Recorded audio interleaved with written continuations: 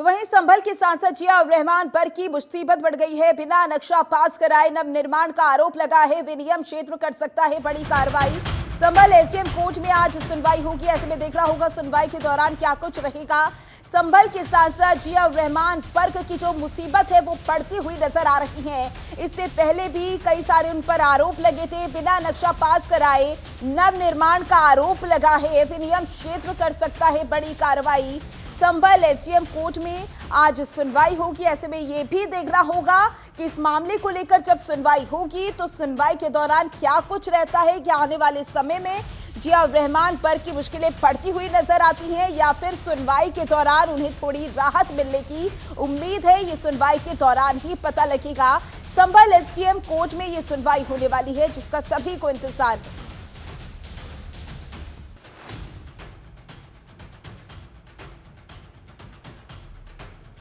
इसी पर ज्यादा जानकारी के लिए हमारे संवाददाता चरण सिंह हमारे साथ जुड़ चुके हैं। चरण, जिया रहमान बर्क की जो मुसीबत है वो लगातार बढ़ती हुई नजर आ रही है। तमाम आरोप उन पर लगे हैं और आज कोर्ट में सुनवाई भी होने वाली है। क्या कुछ लग रहा है कि सुनवाई के दौरान रह सकता है?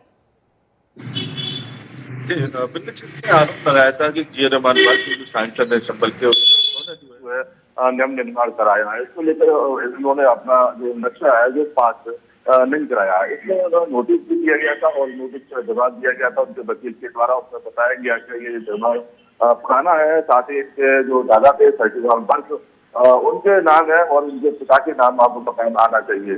लेकिन अब जो सांसद है जिया रहमान बर्क को कोर्ट से जो नोटिस दिया जा रहा है उनका उन्होंने जवाब दिया था। इसको लेकर एसडीएम बंदा मिश्रा ने 2 सदस्यीय टीम गठित की ये मकान पुराना है, इसकी जांच के लिए। साथ ही इस मौके पर 5 सदस्यीय टीम पहुंची और सुरक्षा व्यवस्था की को देखते हुए पुलिस भी वहां पर पहुंची थी और वहां उन्होंने जो टीम थी वहां पर नापतोल की थी। और आज इसमें जो है अगर उन्होंने अपनी रिपोर्ट सौंप दी है तो आज इसमें बड़ी कार्रवाई हो सकती है, क्योंकि आज इसमें सुनवाई होनी है, इसी कोर्ट में सुनवाई होनी है।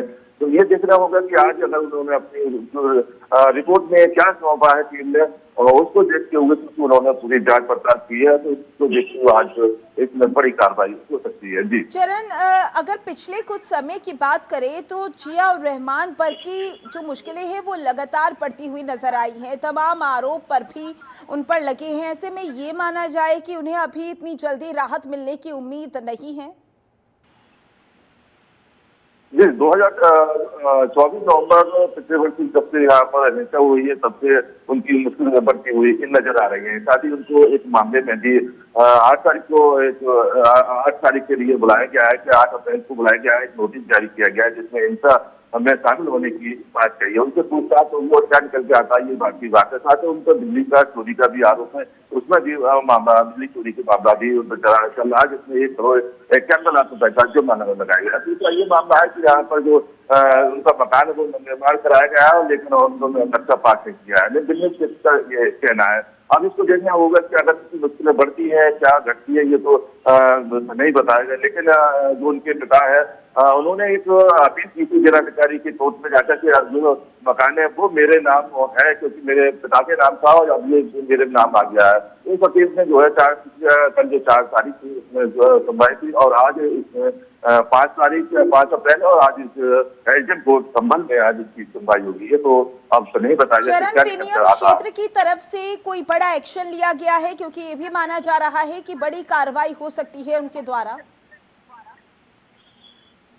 जी बिल्कुल, की तरफ से अब नापतोल हो गई है और उसको ये देखा जा रहा है कि वास्तव में ये पुराना मकान है या भवन पुराना है, क्या इसकी बनावट है, क्या है, सारी चीजें उसको देखा गया है। तो अब ये देखना केवल 2 सदस्यीय टीम गठित की थी, उस 2 सदस्यीय टीम के आधार पर क्या रहेगा क्योंकि 5 सदस्यीय टीम मौके पर पहुंची थी तो वो अपनी जो रिपोर्ट में सौंपते हैं उसके आधार पर आज कार्रवाई होने की आशा की जा रही है। चरण, क्योंकि संभल एसडीएम कोर्ट में सुनवाई होने वाली है और जाहिर सी बात है बहुत सारी ऐसी उम्मीदें की जा रही हैं कि इस सुनवाई के दौरान हो सकता है कि राहत भी मिल जाए और हो सकता है कि मुश्किलें भी बढ़ जाए। ये सुनवाई कितने बजे होगी?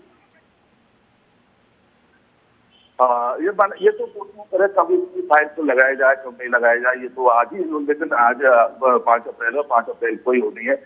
लेकिन शाम तक इसका नतीजा आने की उम्मीद है कि जो है शाम तक कोर्ट में जो है इसकी सुनवाई की जाएगी। लेकिन इसमें कोई, अगर इसमें उन्होंने रिपोर्ट सौंप दी कि यह नव निर्माण किया गया है, तो इसका बुलडोजर नव निर्माण भवन पर चल सकता है, क्योंकि दिन में का आरोप है कि इन्होंने नक्शा पास नहीं कराया है। तो इसको देखते हुए बिनमेल क्षेत्र की तरफ से जो एसडीएम है बंदरा मिश्रा ने वो अपनी पूरी तैयारियां कर ली है, जांच पड़ताल करा ली है, अधिकारियों से कर्मचारी भी मौके पर भेजकर और पुलिस के साथ भेजा गया था उनको।